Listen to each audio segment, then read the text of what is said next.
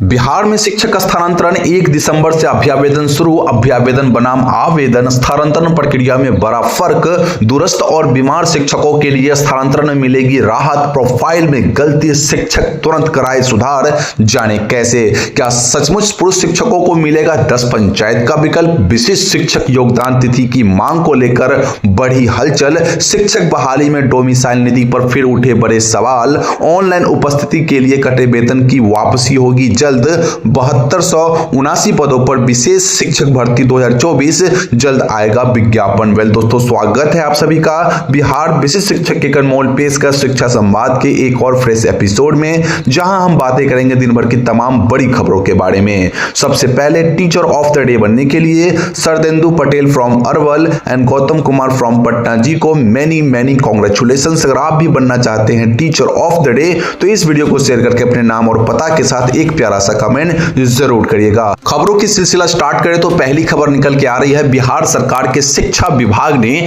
विशेष समस्याओं के कारण स्थानांतरण के इच्छुक सरकारी प्रारंभिक और माध्यमिक उच्च माध्यमिक विद्यालयों के शिक्षक शिक्षिकाओं के लिए मार्गदर्शिका जारी की है। ज्ञापांक 2035-2036 दिनांक 21/11/2024 के अनुसार शिक्षक शिक्षिकाएं 1/12/2024 से 15/12/2024 तक ई शिक्षा कोष पोर्टल पर ऑनलाइन अभ्यावेदन कर सकते हैं। जिला शिक्षा पदाधिकारियों को शिक्षकों को मार्गदर्शिका से अवगत कराकर उचित कार्रवाई सुनिश्चित करने का निर्देश जारी किया गया है। जी हां शिक्षक साथियों, अब बड़ी सवाल यहां पे उठ के आ रही है कि स्थानांतरण आवेदन प्रक्रिया में ये आवेदन और अभ्यावेदन में क्या अंतर है। मैं आपको बताता हूं यहां पे कि सरकारी प्रारंभिक माध्यमिक और उच्च माध्यमिक विद्यालयों के शिक्षक शिक्षिकाएं जो विशेष समस्याओं के कारण स्थानांतरण के लिए इच्छुक है वे अभ्यावेदन दे सकते हैं। जहां अभ्यावेदन और आवेदन में बड़ा ही अंतर है। आवेदन जो होती है वो सरकार को बाध्य करता है कि वह उस पर विचार करे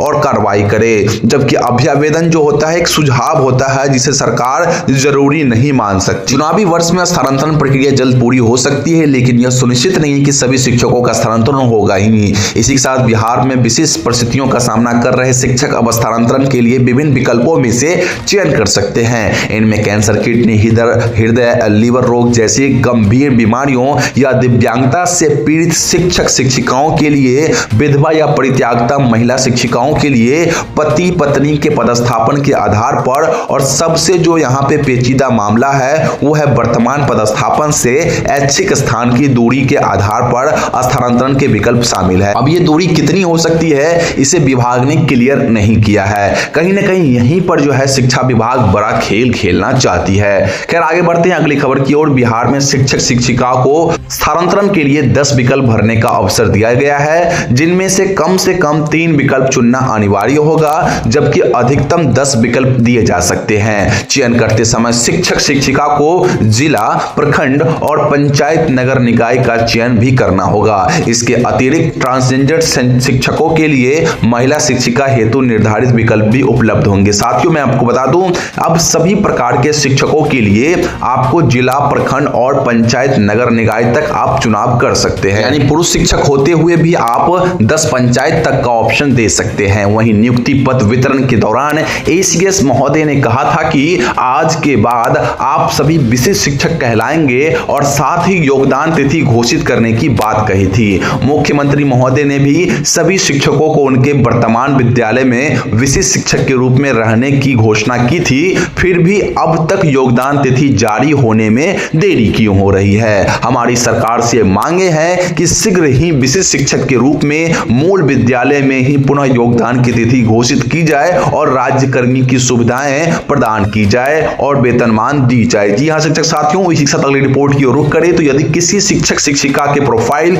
या वर्तमान पदस्थापन से संबंधित विवरण में कोई त्रुटि हो तो उन्हें अभिलंब संबंधित जिला शिक्षा पदाधिकारी या जिला कार्यक्रम पदाधिकारी स्थापना से संपर्क करके सुधार करवाना चाहिए। यह इसीलिए महत्वपूर्ण है क्योंकि इसी डाटा के आधार पर शिक्षक का स्थानांतरण और पदस्थापन किया जाएगा। जी हां शिक्षक साथियों, मैं आपको बता दूं कि अगर आपके प्रोफाइल में या वर्तमान पदस्थापन संबंधित विवरण में कोई त्रुटि है ना, तो जल्द से जल्द अपने जिला शिक्षा पदाधिकारी या जिला कार्यक्रम पदाधिकारी डीपीओ स्थापना से उसमें सुधार करवा सकते हैं। वहीं बिहार में विशेष शिक्षक भर्ती 2024 के तहत 7279 पदों पर बहाली के लिए जल्द ही विज्ञापन विज्ञापन जारी होने वाला है, जिनमें कक्षा 1 से 5 के लिए 5534 और कक्षा 6 से 8 के लिए 1745 पद शामिल है। BSS स्टेट पास अभ्यर्थी इस भर्ती में आवेदन कर सकेंगे।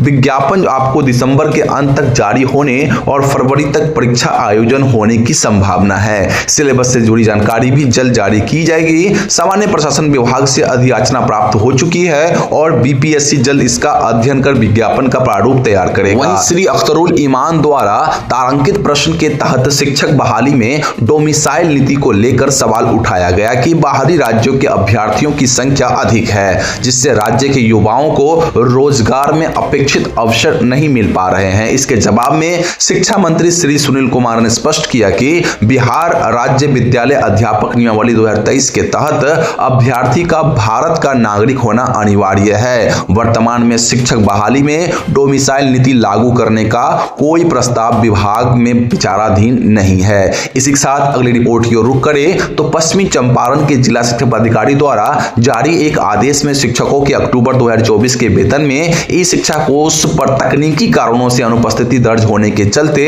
कटौती की गई है। सभी प्रखंड शिक्षा पदाधिकारियों से उन शिक्षकों की जानकारी मांगी गई है जिनका वेतन काटा गया है। प्रतिवेदन साक्ष्य सहित प्रस्तुत करने का निर्देश दिया गया है ताकि समीक्षा कर वेतन का भुगतान की कार्रवाई की जा सके। जी हां शिक्षक साथियों, अब कटे हुए वेतन जो कि तकनीकी कारणों से अगर आपका अनुपस्थिति दर्ज होने में कट गई होगी तो आप सभी का वेतन समय आप लोगों को भुगतान कर दिया जाएगा। साथियों, इसी के साथ अगली रिपोर्ट की ओर रुख करें तो राज्य के सभी 71,863 प्रारंभिक विद्यालयों में शुद्ध पेयजल की व्यवस्था की जांच शुरू हो गई। शिक्षा विभाग ने जिलों से पेयजल की समस्या वाले विद्यालयों की सूची 3 दिनों के अंदर मुख्यालय को भेजने का निर्देश दिया है। रिपोर्ट में समस्या का कारण और उसका अवधि का विवरण भी देना होगा।